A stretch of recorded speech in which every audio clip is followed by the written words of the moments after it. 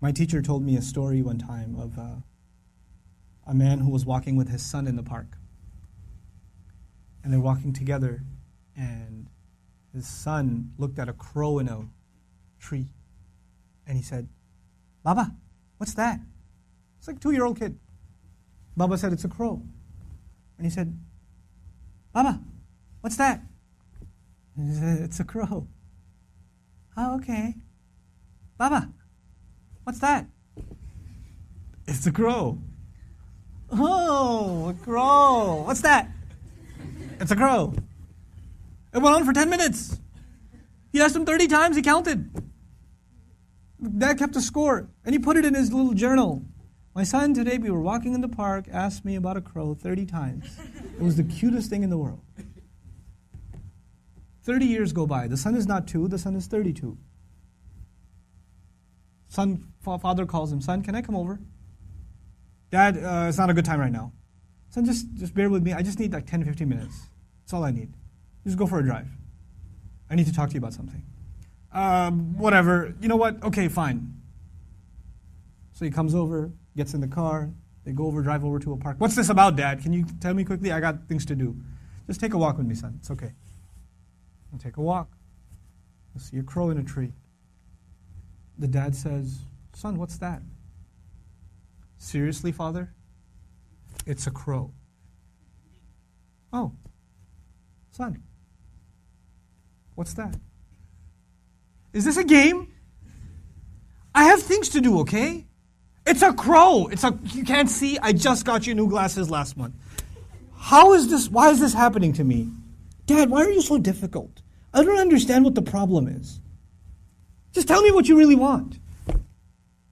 I'm busy, okay?" The dad pulls out his journal. He says, "Son, this is something that happened 30 years ago. We were walking down this park.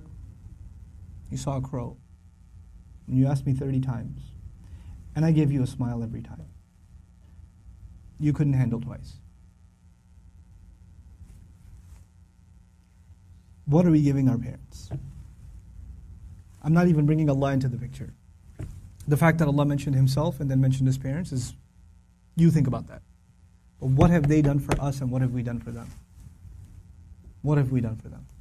How many parents leave, like their children are in ICUs, and they stand there and hovering over this little glass box with a baby inside, 24 hours a day, 7 days a week, standing in a hospital, not even sitting down, standing in a hospital, like feeding off of like vending machines. And that same kid grows up and doesn't have the time to call. That same kid. You know? How many mothers almost died giving birth? Almost died giving birth. And now it's so difficult to respond to her call. Or to just give her just a couple of minutes a day. Just let her feel a little important. You know how unfair that is, that you were the most important thing to them and they are so insignificant to you? How unfair that is? You know?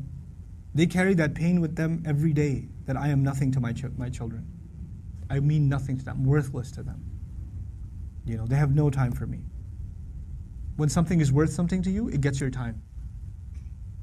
Most of you at this age, you want to just get away from your parents. You just want to be with your friends. You want to be on your own. You just don't want to be with your parents. You know? That's, you develop this crooked habit now, and it will only get worse over time. Our parents have very, very, very strong emotions. They're very protective of us. For them, you won't know this until you become a parent. For them, it doesn't matter when you turn 60, you're still their baby. They still remember changing your diaper. They still remember feeding you milk. They still remember burping you and cleaning up after you peed in the back seat. They still remember that. You don't remember that, they remember that. My son won't remember that. I was like, I gotta go. Then all of a sudden he stops complaining. I'm like, oh, time to roll down the windows.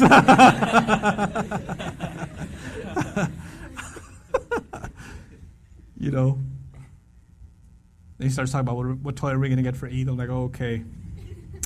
This has not been a good day for the car. But when he's graduating college and when one day he's getting married and one day he has his own, he's not going to remember that. But guess who'll never forget? I'll never forget. I'll never forget carrying him into a bathroom, cleaning him up, changing his clothes. Abba, put the Spider-Man pajamas on. He won't remember any of that. I will. And that same kid, when he's talking back to me one day, when he's telling me, Dad, I just don't understand you, okay? I don't have time right now. When he does, it's going to hurt, man. It's going to hurt. That's what you do to your parents. That's what I do to my parents. They were our life. They gave up their life for us. Our parents gave up careers for us. Our parents gave up vacations for us. Our parents gave up friends for us. You know that? I know that now. I didn't know that then. They had their entire life planned until you came along. And then you became their plan. You became everything. And you have the nerve. One thing doesn't go your way. You hear one thing you don't want to hear. You snap back at them. It says, we're not even talking about Islam right now.